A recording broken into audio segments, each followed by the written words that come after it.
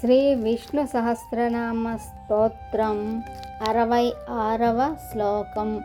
స్వక్షః స్వంగః సదానందో నందిర్జ్యోతిర్గణేశ్వరః విజితాత్మా విధేయాత్మా సత్కీర్తిశ్చిన్న సంశయః.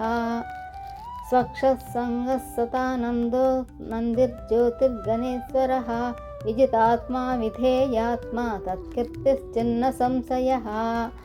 దీని అర్థం, శోభనమైన పద్మముల వంటి జ్ఞాన నేత్రములు కలవాడు, శరీరమంతా ప్రకాశవంతమైన సుందర విగ్రహము మరియు ప్రతి అంగము ఆనంద చిన్మయ సముజ్వలమని వివరింపబడినవాడు, అనేకమైన ఉపాధుల ద్వారా పరమానంద స్వరూపుడైనవాడు, తనను ఆశ్రయించిన భక్తులకు ఆనందమునిచ్చువాడు, స్వప్రకాశమైన తనను అనుసరించుటయే జ్యోతిర్ఘనములు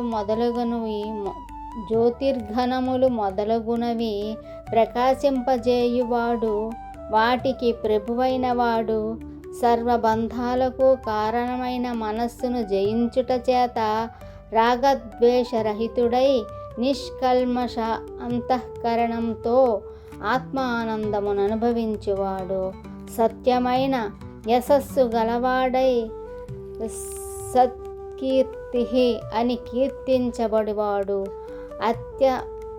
అత్వతత్వముతో జీవులను అజ్ఞానమును పోగొట్టువాడు భగవానుడు శ్రీ మహావిష్ణువు. 67వ శ్లోకం. ఉదీర్ణః సర్వతశ్చక్షుః రణీశः శాశ్వతః స్థిరః భూషయో భూషణో భూతిర్విశోకః శోకనాశనః. దీని అర్థం, ఈ దృశ్యమాన జగత్తు కన్నా అతీతుడు, ఉత్కృష్టుడు, తానే ఆత్మగా గోచరించువాడు, సర్వత్రా కన్నులు కలవాడు, సర్వత్రా వ్యాపించువాడు, తనకంటే ప్రభువు గాని నియామకుని గాను ఈ విశ్వములో లేనివాడు, జగత్తు పరిణామము చెందుతున్నా తాను పరిణామ రహితుడై మార్పులేని శాశ్వతుడై